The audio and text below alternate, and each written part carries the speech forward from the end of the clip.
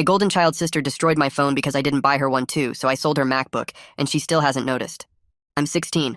My sister is 14. She already has a car. I take the bus. That tells you everything about our family dynamic, but let me paint the full picture. My parents wanted a girl. Got me instead, a failed termination who survived out of spite. 2 years later, they got their princess. Since then, I've been furniture with a pulse while she's been their entire universe. On my birthdays, she got presents too, so she doesn't feel left out. On her birthdays, I got nothing. You're mature enough to understand. When Avengers Endgame came out on my 12th birthday, we saw the Lego movie because she wanted to. When her favorite singer came to town on my graduation day, guess where my parents were? Not at my graduation. The moment I gave up hope was 2 years ago. Middle school graduation. I scanned the crowd for my parents through the entire ceremony. They were at a museum with my sister because she really wanted to go that day. That night, something in me died, or maybe something was born, the realization that I was alone and always would be. I got a job at 14, been saving since.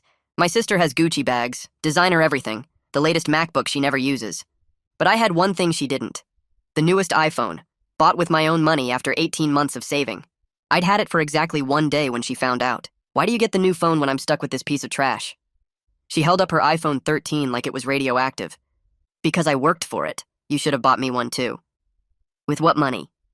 The money I earned? She went straight to our mother. 5 minutes later, Mom was in my room. Family buys things for each other. Really? Then where's my car? She got one at 13. That's different. She doesn't have a job. She doesn't have a job because you buy her everything. The argument lasted a week. Every meal, every passing in the hallway, constant demands that I buy my sister a phone. Then she made the threat, buy me a phone or I'll smash yours. I laughed. Even she wasn't that entitled. I woke up Saturday to an empty nightstand and the sound of metal on glass.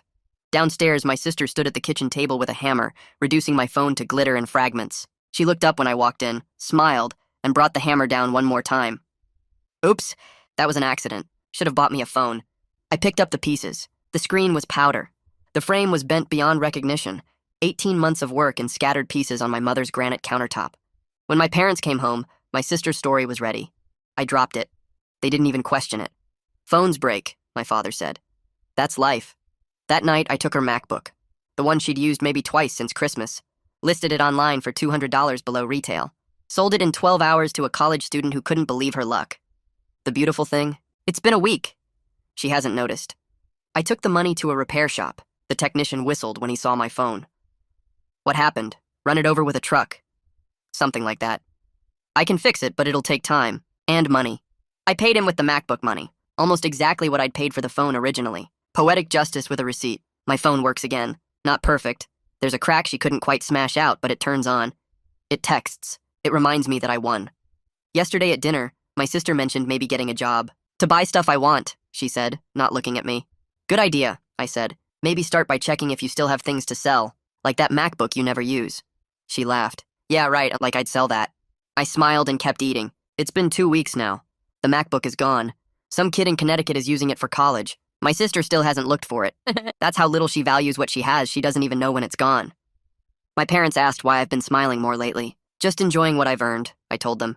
They had no idea how true that was. 3 weeks after selling the MacBook, I'm stacking boxes in the back room when William walks in. He leans against the doorframe and watches me work for a second. Then he asks why I've been so happy lately, like actually happy instead of just okay. I tell him work is going well, which is true. I've been getting more hours and the paychecks are bigger, but that's not the real reason and we both know it. He doesn't push though, just nods and helps me finish the stack. William is cool like that. Doesn't make everything into a big deal.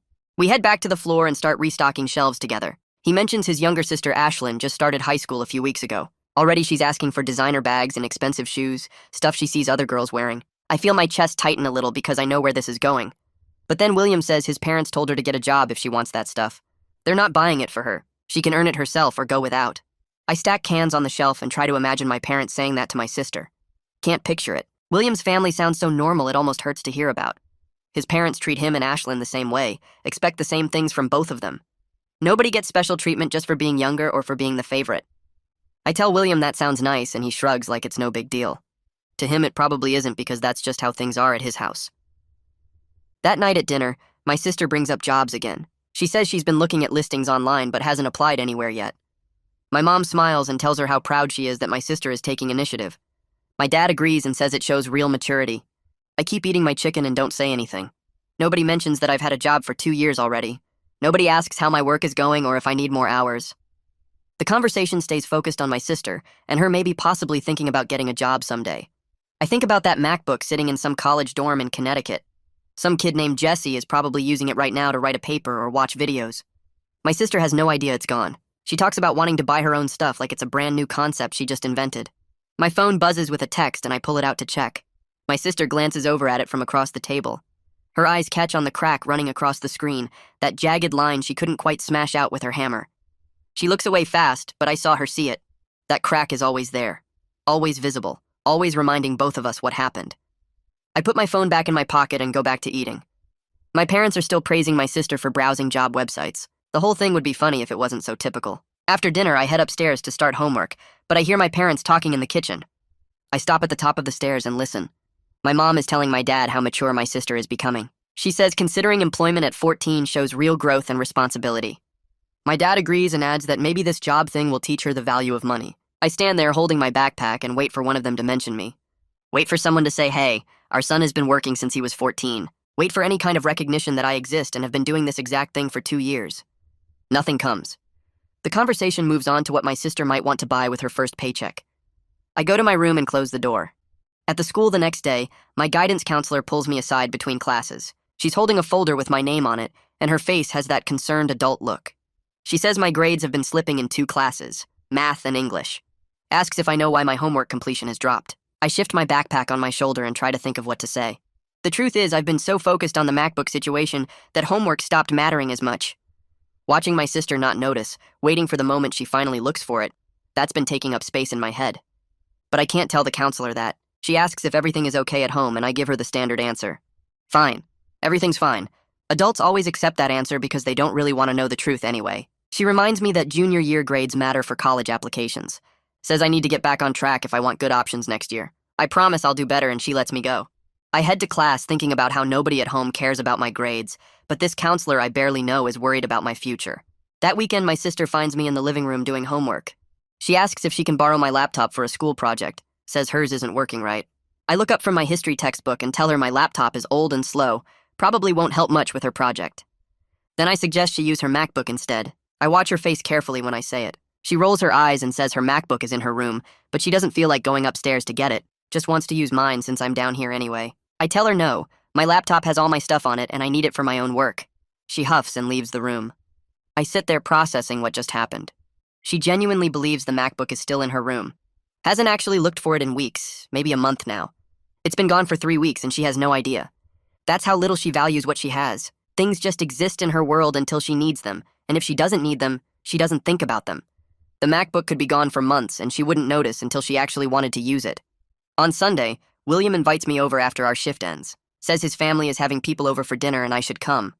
I almost say no because meeting someone's family feels weird, but then I think about going home to my house and I say yes instead. William's house is smaller than mine, but it feels warmer somehow. His parents are in the kitchen when we walk in. His mom, Susan, comes over and introduces herself, shakes my hand like I'm an actual person worth meeting. His dad, Ralph, is at the stove cooking something that smells amazing. Ashlyn is setting the table and she waves at me. They all treat William normally, like he matters but isn't the center of the universe. They joke with him and tease him, but it's friendly, not mean. When Ashlyn complains about wanting new shoes, Ralph laughs and hands her a job application for the ice cream shop down the street. She rolls her eyes but takes it and everyone just moves on. No drama, no yelling, no favorites, just a normal family doing normal family things. I sit at their dinner table and watch them interact and something in my chest hurts. This is what it's supposed to look like. Parents who treat their kids fairly. Siblings who annoy each other but don't destroy each other's stuff. A house where everyone matters the same amount. I eat the food Ralph made and answer questions Susan asks about school and work. William's family makes me feel welcome in a way my own family never has. When dinner is over and I have to go home, I thank them for having me. Susan tells me I'm welcome back anytime and she sounds like she means it. I walk home in the dark thinking about the difference between their house and mine. Thinking about how some people get normal families and some people get what I got. Thinking about that MacBook still sitting in Connecticut while my sister sits at home believing it's in her room. The satisfaction from selling it has faded some, but it's been replaced by something else. Not quite guilt, but not quite pride either. Just this weird feeling that I did something that can't be undone, and now I'm waiting to see what happens next. Before I leave William's house that night, I watch Ashlyn complain one more time about needing new shoes for some school event. Ralph laughs and walks over to a drawer in the kitchen, pulls out a folded paper and hands it to her. It's a job application for the ice cream shop 2 blocks from their house. Ashlyn rolls her eyes hard enough that I think they might get stuck, but she takes the paper and folds it into her pocket. Susan asks what flavor she'd want to try first if she got hired, and just like that, everyone moves on to talking about ice cream. No yelling, no drama, no one getting mad, just normal family stuff that feels weird to watch because it's so different from my house. I thank them again for dinner and head home, thinking about how Ralph just handed her that application like it was no big deal, like working for what you want is just normal and expected. When I get home, my house is quiet. My sister is in her room with her door closed. My parents are watching something on TV. I go upstairs and do homework until I fall asleep. On Monday, I wake up for school and everything seems normal at first. I eat breakfast alone because my sister sleeps late and my parents already left for work. I take the bus and sit through my morning classes without anything interesting happening. But when I get home that afternoon and walk upstairs, I hear something strange coming from my sister's room. Drawers opening and closing, things being moved around, the sound of hangers scraping across the closet rod. I stop in the hallway and listen. She's tearing her room apart looking for something. I go into my own room and sit at my desk, pull out my homework and try to focus on math problems while the sounds continue next door. More drawers, her closet door opening and closing, something heavy being dragged across the floor. She's checking under her bed now based on the sounds. I keep my eyes on my homework and wait. My door opens without a knock. My sister stands there looking frustrated and a little worried. Her hair is messy from crawling around her room. She asks if I've seen her MacBook anywhere. I look up for my math homework like this is the first time I'm hearing about it. I tell her no, I haven't seen it. She asks if I'm sure, if maybe I borrowed it or moved it or something. I remind her that I have my own laptop and I don't touch her stuff. This is technically true because I only touched the MacBook that one time when I took it to sell it. She stands in my doorway for another few seconds like she's trying to decide if she believes me, then goes back to her room. I hear her opening the same drawers again, checking places she already checked. Desperation makes people repeat themselves. 20 minutes later, I hear my mother's car pull into the driveway. My sister must hear it too because she runs downstairs immediately. I stay at my desk, but I can hear them talking in the kitchen. My sister explains that her MacBook is missing, and she's looked everywhere. My mother's voice gets that concerned tone she uses when my sister has a problem. I hear them both come upstairs together. They go into my sister's room and the searching starts all over again, but now it's 2 people instead of 1. My mother checks the closet thoroughly, moving shoes and boxes. She looks under the bed even though my sister already did. She checks behind the dresser and under piles of clothes. I stand in my doorway and watch them go through everything twice. My mother is getting more frustrated with each failed spot. She asks my sister when she last used it, and my sister admits she can't remember exactly. My mother's face does this thing where I can tell she's thinking something, but not saying it yet. At dinner, my father is already sitting at the table when my sister makes her announcement. She says her MacBook is missing and someone must have taken it. Her voice has this accusatory tone like she already knows who did it but won't say. My father asks the same question my mother asked earlier, about when she last used it. My sister thinks for a minute and says she's not totally sure, maybe a few weeks ago for a school project. My father raises his eyebrows at this. A few weeks and she just noticed today. He doesn't say that part out loud, but I can tell he's thinking it. My mother is watching me from across the table. I keep eating my food and stay quiet. I wait until the silence gets uncomfortable. Then I suggest maybe she left it at the school, or maybe at a friend's house. I keep my voice helpful and neutral, like I'm just trying to solve the problem. My parents immediately latch onto this idea. My father says that makes sense, that she probably took it somewhere and forgot. My mother tells my sister to check with her friends tomorrow and ask at the school. My sister looks at me while they're saying this, her eyes narrow and suspicious, but she doesn't argue with them. She just nods and says she'll check tomorrow. The rest of dinner is quiet except for the sound of forks on plates. The next day after school, my sister comes home, and I can tell from the way she walks in the door that she didn't find it. She drops her backpack hard on the floor and goes straight to the kitchen where my mother is starting dinner. I'm in the living room supposedly doing homework, but really I'm listening. My sister's voice is upset when she tells my mother that the MacBook isn't at the school and none of her friends have it. She checked with everyone and looked in her locker and asked the front office if anyone turned anything in. Nothing. My mother stops chopping vegetables and I can't see her face from where I'm sitting, but I hear the shift in her voice when she speaks again. It's different now, less concerned and more suspicious. She asks my sister if she's absolutely sure she didn't leave it somewhere else. My sister insists she's looked everywhere she can think of. My mother comes into the living room where I'm sitting. She stands in front of the TV and looks right at me. She asks directly if I know anything about the missing MacBook. Her voice isn't angry yet, but it's heading that direction. I look up from my homework and meet her eyes. I tell her no, I don't know where it is. This is technically true because I don't know Jesse Callahan's exact dorm address in Connecticut. I know he's a college student and I know what state he lives in, but I don't know the specific building or room number. My mother watches my face for a few more seconds, trying to figure out if I'm lying. I keep my expression neutral and concerned, like I'm also worried about the missing MacBook. She finally looks away and goes back to the kitchen. That night after dinner, my father suggests we all look through the house together as a family.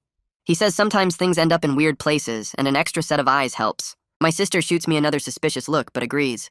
We spend the next hour searching the house room by room. We check the living room, looking behind couch cushions and under furniture.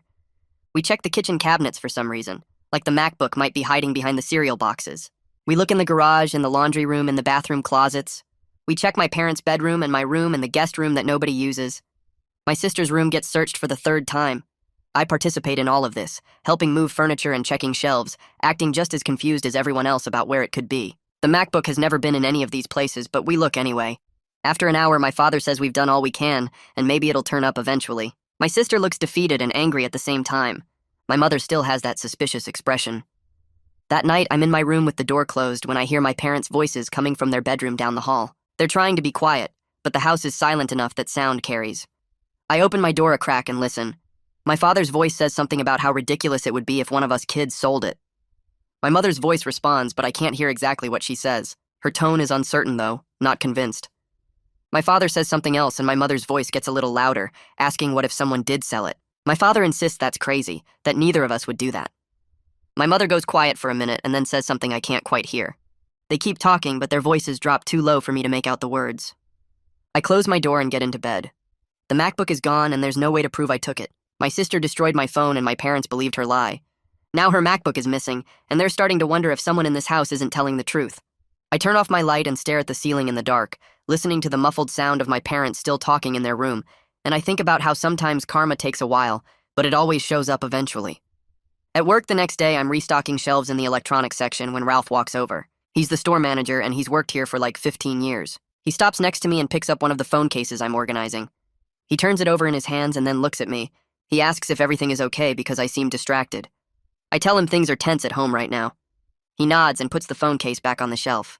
He says his wife Susan works as a family counselor, and she sees this kind of stuff all the time. Siblings fighting over things, parents not knowing how to handle it. He tells me sometimes families need someone from outside to help them talk to each other better. I thank him and say I'll think about it. He pats my shoulder and walks away to help a customer. I finish stocking the shelves, but I'm thinking about what he said. The idea of my family sitting in some counselor's office talking about feelings seems impossible. When I get home that afternoon, my sister is waiting in the kitchen. She doesn't say anything when I walk in. She just watches me put my work bag down and get a glass of water. I can feel her eyes following me across the room. I turn around and ask what she wants. She says nothing and walks away. This becomes the new normal over the next few days. She watches me constantly. She follows me from room to room. When I'm in my bedroom doing homework, she walks past my door multiple times. When I'm eating breakfast, she sits across from me and stares. When I leave for work, she's at the window watching me walk to the bus stop. I check my room when I get home and I can tell she's been in there. My drawers are slightly open.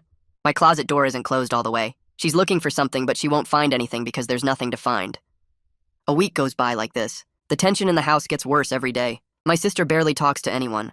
My mother keeps asking if we've looked everywhere for the MacBook. My father suggests maybe someone broke in and stole it. Nobody believes this, but nobody has a better explanation. Then on Friday afternoon, I come home from the school, and there's a police car in the driveway. My stomach drops. I walk inside, and my sister is sitting at the dining room table with a police officer. My mother is standing next to her. The officer is writing something in a notebook. My sister is telling him about the MacBook, when it went missing, how much it cost, where she last remembers seeing it. The officer nods and keeps writing. He looks up when I walk in. My mother introduces me as her son. The officer asks if I know anything about a missing laptop. I say no, and my voice sounds normal even though my heart is beating fast. He writes something else down and closes his notebook. The officer stands up and tells my sister he'll file the report. He says these things usually turn up eventually. He sounds like he doesn't really believe the MacBook was stolen. He sounds like he thinks my sister just lost it somewhere and forgot. He tells her to check with her friends again and look around school. My sister says she already did that.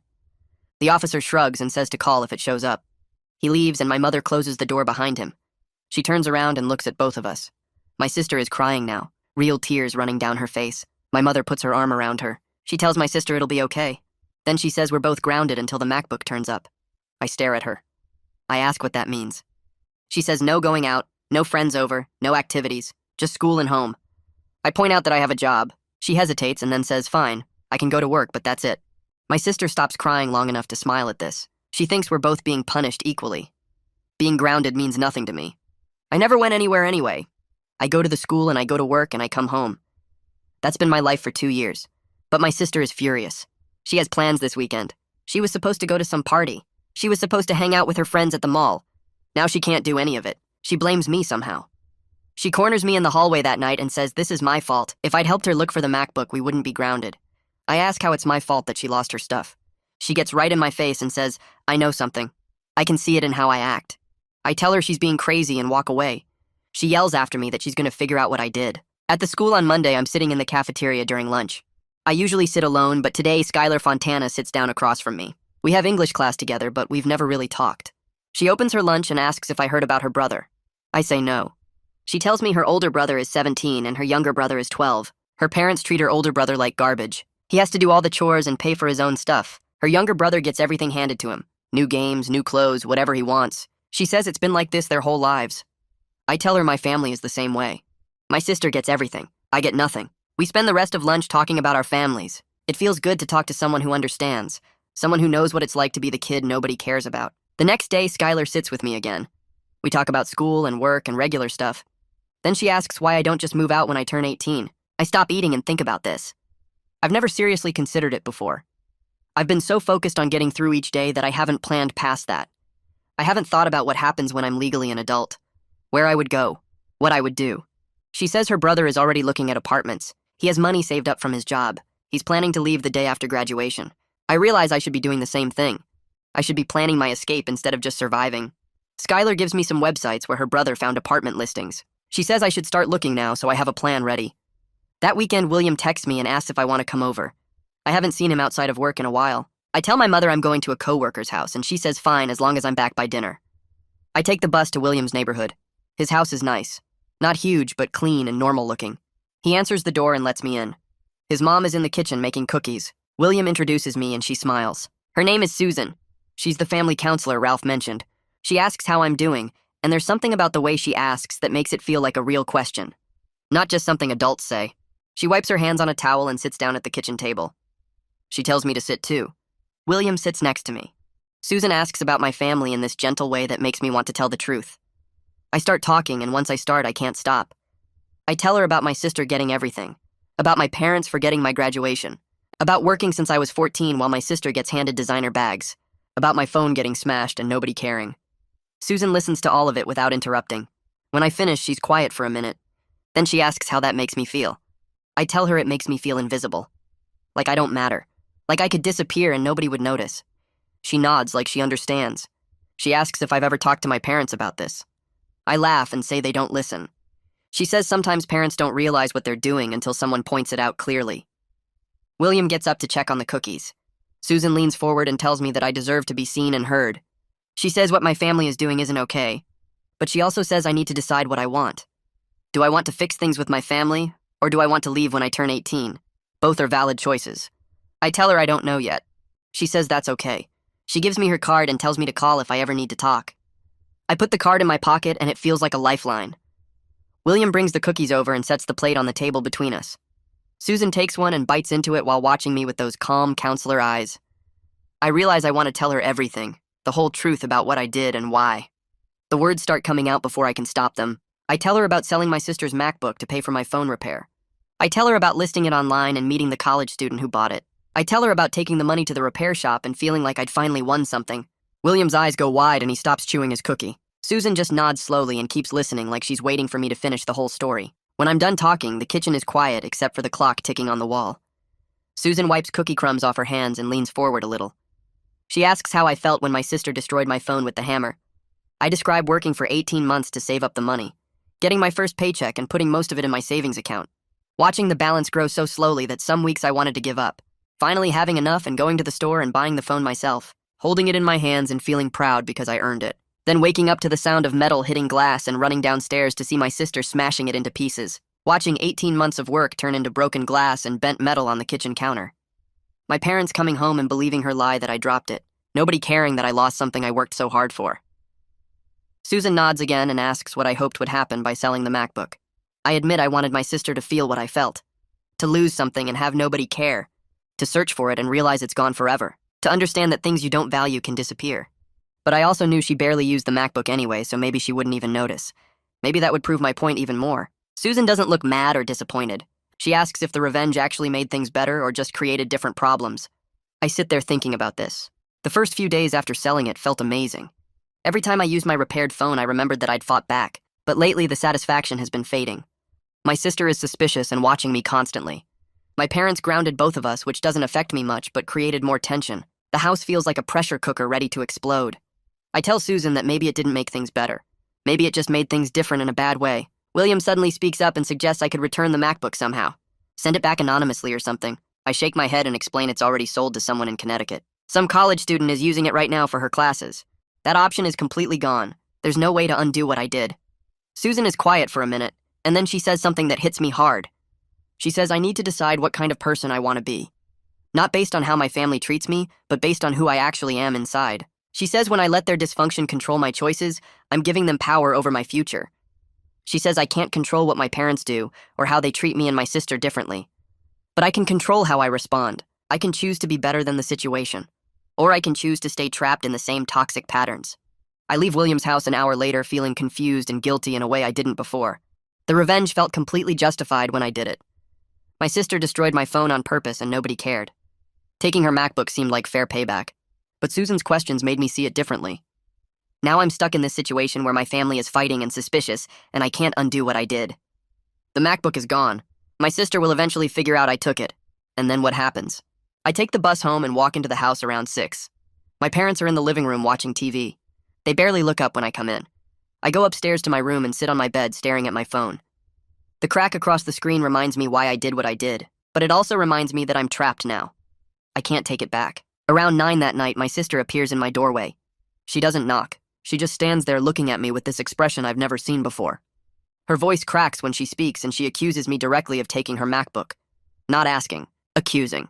She says she knows I did it and she wants to know why. I can see she's actually upset beyond just losing something expensive. Her eyes are red like she's been crying. Her hands are shaking a little.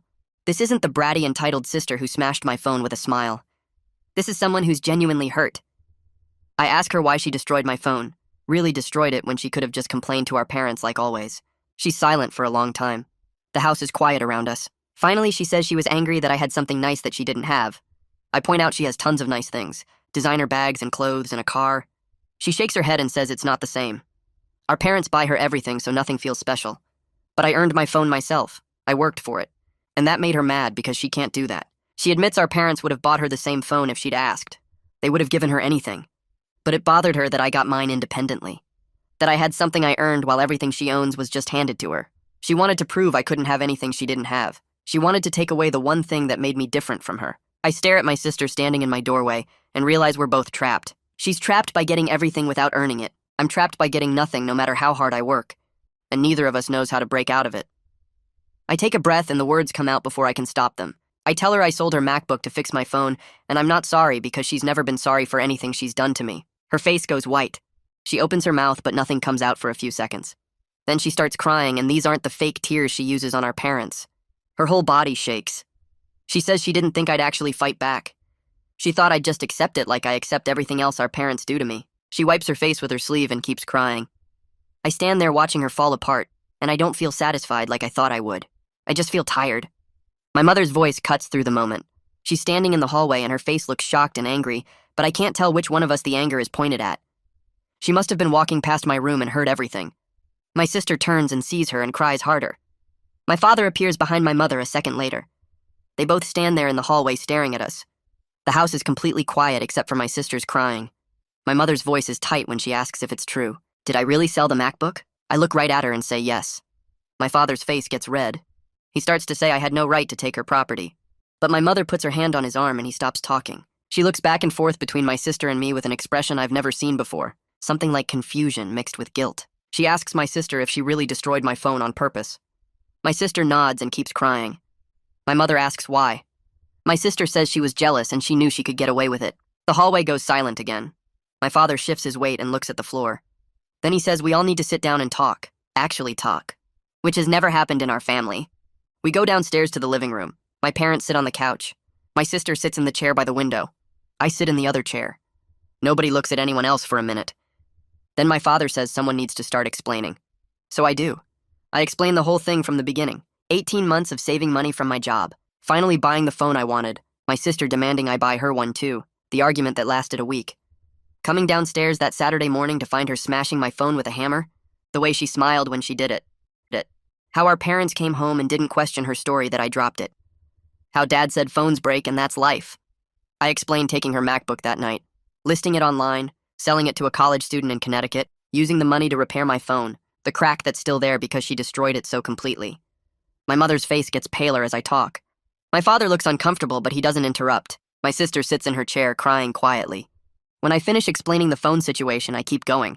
I tell them about middle school graduation when they took my sister to a museum instead, about my 12th birthday when we saw the movie she wanted, about my high school graduation day when they went to her concert, about every birthday where she got presents so she wouldn't feel left out, but I got nothing because I should be mature enough to understand. I list every car ride to the school she got while I took the bus, every designer bag and piece of clothing she got handed to her while I worked for everything I own. Years of being furniture in this house, years of being invisible. My sister looks up at me and I can see she's hearing some of this for the first time. She didn't notice because why would she? She was too busy being the center of everything. My mother's eyes are wet now. She says she's been easier on my sister because she was the baby. Because she was the daughter Mom wanted after having me. She says she didn't realize how far the favoritism had gone. My father looks at the carpet and doesn't deny any of it. The next morning, my sister knocks on my door before I leave for work. She stands in the hallway looking smaller than usual and asks if we can talk. I tell her I have 10 minutes before my bus comes. She sits on my bed and twists her hands together and says she's sorry for destroying my phone. The words sound real, not like the fake apologies she gives our parents when she wants something. She says she'll pay me back once she gets a job, even though we both know that will take months of saving. I sit at my desk and look at her and realize this is the first time she's ever really apologized to me for anything. She says she didn't understand how hard I worked for that phone until she heard me explain it last night. I tell her I'll pay for a used MacBook to replace the one I sold, but it won't be the newest model. She nods and says that's fair. She never used the expensive one anyway. Our parents agree to the plan when we tell them at breakfast, and my mother looks relieved that we're trying to fix things. At work on Monday, Ralph asks how things went over the weekend, and I tell him about the family meeting. He listens while restocking shelves and says his wife Susan mentioned some good options for refurbished laptops. He pulls out his phone and shows me a website where a MacBook is listed for $400. I do the math in my head and realize it'll take 2 months of saving to afford it. Ralph says that's reasonable and shows me how to contact the seller. My sister actually follows through on getting a job, filling out an application at the ice cream shop where William's sister Ashlyn applied last month. She gets hired within a week, and our parents make her agree to save half of every paycheck. She complains about this, but she does it, opening a savings account with our mother's help. Things at home feel different in small ways. My parents ask about my day at dinner instead of just talking to my sister. They notice when I'm not home and ask where I've been. My mother checks my homework and reminds me about upcoming tests. It feels awkward and forced at first, like they're trying too hard. But I can tell they're actually trying. My sister and I aren't suddenly best friends or anything close to it. We still barely talk most days, but we're not enemies anymore either. She comes home from her second week of work and shows me her first real paycheck with this shy, proud look on her face. I remember that exact feeling from when I got my first paycheck 2 years ago, the way it felt like proof that I could do something on my own. I tell her good job and she smiles and goes to her room. Small moments like that happen more often. She asks to borrow my charger and actually returns it. I help her with math homework without her demanding it. We exist in the same house without constant tension for the first time in years. 3 months pass faster than I expected. I save enough money for the refurbished MacBook and order it through the website Ralph showed me. It arrives in a plain brown box and I bring it to my sister's room one Saturday afternoon. She opens the box carefully and pulls out the laptop and thanks me. She admits she never used the old one much anyway, was just upset about losing something expensive. I tell her I get it now, that feeling of having something taken without permission. She looks at me and nods, and we understand each other a little better than before. That night at dinner, I tell my parents I'm planning to move out when I turn 18. My mother's face goes pale and my father puts down his fork. I explain it's not because I'm angry anymore, but because I need space to figure out who I am outside this family. My sister says she understands, which surprises me. My mother looks like she wants to argue, but instead she asks where I'm thinking of going. I tell them I'm looking at apartments near the community college, and my father asks about money for rent and food. I explain I've been saving for 2 years and I have a plan. Then my mother says something that actually shocks me. She says they want to help with college expenses, that they'll support both me and my sister equally. I look at her face trying to figure out if she means it, and I think she actually does. My father agrees and says they've been talking about it since our family meeting. I tell them I'm skeptical, but I appreciate the offer. My mother nods like she expected that response and says they'll prove it over time. William invites me to dinner at his house the next weekend, and his family treats me like I've always been part of it. His mother Susan asks about my college plans, and his father talks to me about different career options. Ashlyn complains about her job at the ice cream shop, and William jokes with her about it. I watch them interact and see what a healthy family actually looks like. Susan pulls me aside after dinner and asks how things are going with my family. I tell her about the changes and the awkwardness and the slow progress. She says that's realistic, that families don't transform overnight. She says she's proud of me for setting boundaries while staying open to connection. William walks me to the bus stop later and says his family basically considers me an honorary member now. I tell him that means more than he probably realizes. I'm working toward being on my own while keeping a careful connection with my family. The favoritism hasn't disappeared completely. My sister still gets things handed to her that I have to work for. My parents still go easier on her than they do on me. But there's awareness now, and that's something. They notice when they're being unfair, and sometimes they even correct it. I bought myself a new phone case last week, one of those thick, protective ones that covers the whole phone. But I keep the crack underneath, the one my sister couldn't quite smash out with her hammer. I look at it sometimes when I unlock my phone and remember that I'm capable of standing up for myself, that I don't have to accept being invisible anymore. Things aren't perfect, but they're different, and different is better than what I had before.